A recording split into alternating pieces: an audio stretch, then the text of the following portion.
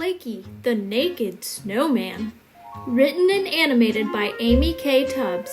Photography by Joe Shymanski. Of all the snowmen on Frederick Lane, the one that I liked best was a funny little snowman named Flakey. He was, well, different from all the rest. No hat, no scarf, no mittens, not even coal buttons in a row. He just sat there smiling all day long, wearing just his carrot nose. At the head of the court stood Mayor Chill, the highest official throughout the land, always dressed to impress in his fine silk hat. He looked so handsome, so tall, so grand. Mrs. Burberry lived right next to the mayor. You could always see the two together. They liked to say hi as you passed them by and discuss the news and art and weather. Fridge was oddly square in shape because he was built from an old snow fort. He'd always cheer for his favorite teams. Snowball was his favorite sport. Pinky looked so bright and cheery against the wintry sky.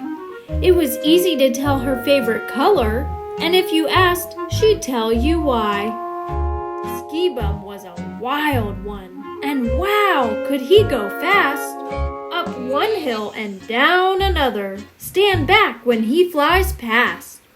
Like every other day, the snowmen came around, dressed to their best and having a ball. And then there was Flakey, that silly little snowman. He was dressed in nothing at all. One winter's eve along came the mayor, just doing his nightly rounds, when he came across our dear little Flakey, standing there, still smiling, on frozen ground. "Why, you poor little thing!" cried the mayor. "Aren't you freezing out here tonight?" "Don't you worry, my friend," Flakey replied. "I'm a snowman. I'll be all right. Sure, my body is made of ice and snow, but my heart is loving and warm. There's no reason to fret or be upset.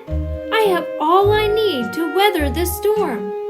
Christmas Day is almost here, and like so many years before, I gave my hat and scarf and mittens to someone that needed them more." "Why, Flakey, I had no idea," said the mayor. "It's wonderful how much you care. And all this time I wondered why you looked so plain, so simple, so bare." "Consider for an instant a snowman," said Flakey.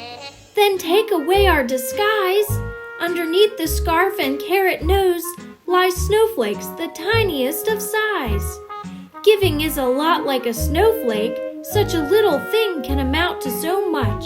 You never know because of your kindness whose world you'll truly touch."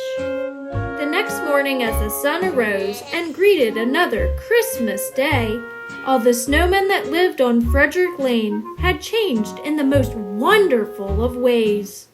As Flakey awoke from his long night's rest, much to his surprise, he was greeted by all of his snowy friends, standing naked before his eyes. "Flakey, you've inspired us all," cried the mayor. "We can get through the worst of winter weather so long as we have each other. We'll brave the cold together. We gave away all our things last night, our hats, our scarves, our gloves, so that a few more people in this world can feel the joy of another's love." "And you taught us a lot about Christmas," said Pinky. "It's not about the gifts we get or send. It's really about the gifts we already have, like a home and family and friends." That Christmas Day they all laughed and played, went ice skating and had snowball fights. They told stories and sang their favorite songs, and they danced all through the night. Aside from Fridge, the big square one, it was hard to tell the snowmen apart. But you always knew which one was Flakey. He was the little snowman with the great big heart. So next time you see a snowman wearing just a smile and a carrot nose, perhaps it's our dear friend Flakey, the generous soul that gave away his clothes. The end.